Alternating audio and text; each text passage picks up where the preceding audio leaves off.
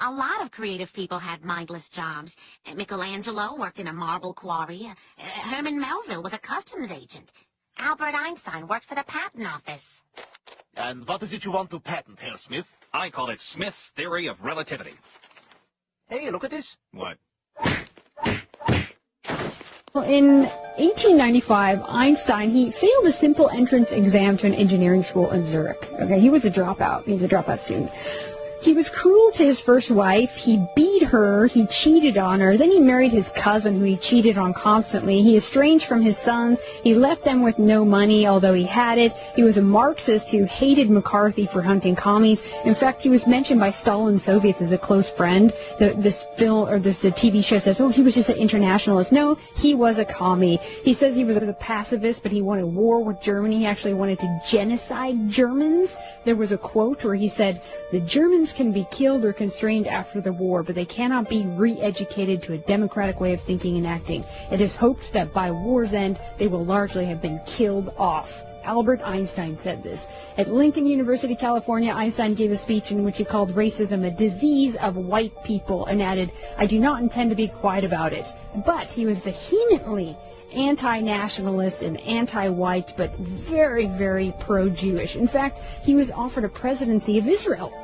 He politely declined the offer by saying, I'm deeply moved by the offer from our state of Israel and at once saddened and ashamed that I cannot accept. He was a hardcore Zionist, but opposed nationalism at every turn for Europeans. In fact, he wanted to crush it. So what did he give us anyway? Everything is relative, moral relativism, nothing is certain, no such thing as an absolute, anything goes, what is truth anyway? There's no meaning except relativism, of course, right? So only his view of the universe is the right one that we're all choking to death on, right? Many physicists disagree with his theories because that's all they are, is theories. Well, how has he even gotten this big in the first place? Well, it's a fact that his work was not only twisted, unscientific ideas, but that it was science that was plagiarized. I know Red Eyes did a show on this, a great show on this, covering this in detail. His writings included his popular 1924 book, Meaning of Relativity, which was plagiarized from the Lorentz transformation, plagiarism of the mass energy equivalence, largely based on the work of George Fitzgerald and Hendrik Lorentz, Irish and Dutch theoretical physicists, and also the work of French physicist Henri, help me with this, Poincaré. Henri Poincaré. There you go. He developed Henri Poincaré. There you go. He developed a theory of relativity years before Einstein. And it gets worse. Plagiarism of Paul Gerber's groundbreaking work on the speed of gravity. Okay, this was a German guy. And the idea that the speed of light was a constant and was independent of the motion of its source was not Einstein's at all, but was proposed by the Scottish scientist James Maxwell in 1878. Also, Bernhard Riemann, a German, was the first to develop a sound non-Euclidean geometry, which is the basis of all the math he used to describe relativity. Also, it goes on, Heinrich Hertz, the father of the unit of frequency Hertz, right, sound vibration, discovered that electrodes illuminated with ultraviolet light and they create electric sparks more easily. Well, in 1905, Einstein published a paper explaining the same experiment from Hertz's photoelectric effect, and it was actually Hertz's discovery that led to the quantum revolution, yet Einstein was awarded the Nobel Prize in 1921 for the discovery of the law of the photoelectric effect. Okay?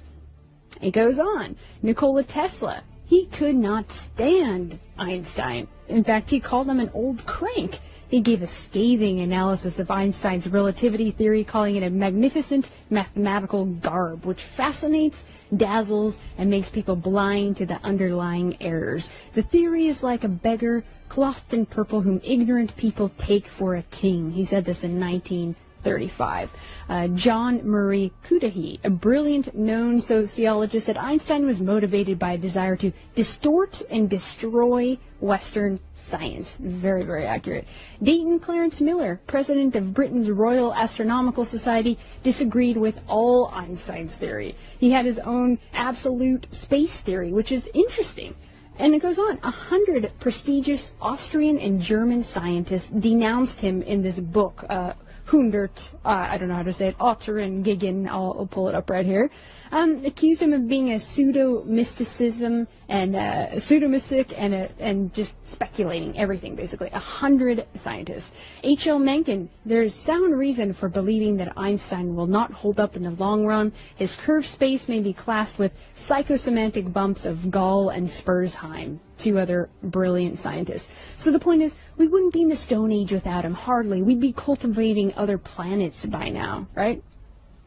And then people who say, oh, you're just jealous of him, or, oh, it's because he's Jewish. No, it's because he was a thief, a liar, and a plagiarist, and an awful person in his private life, and, true brilliant people couldn't stand him, and they viewed him as a crackpot, and a liar, and a plagiarist because he was. And Einstein criticized scientists he felt threatened by true geniuses like Erwin Schrödinger, quantum theory, Werner Heisenberg, Hilbert, Planck. He was actually the jealous one who was attacking all these, but he was propped up as the archetype of brilliance, genius, and science, the smartest man alive, and he was a Jew, right? So he's just a pure creation, basically, of Jewish media hype that was manufactured in the 20s, basically like a pop star. But he was a commie who failed his college entrance exam and shamelessly ripped off true geniuses. So he's all smoke and mirrors. He's a fraud, people. And I don't know if you guys have heard this before, but it's massive. Germany, Henrik, as you said, was thriving. I mean, just amazing minds were coming out of Germany in this time. It's not like Einstein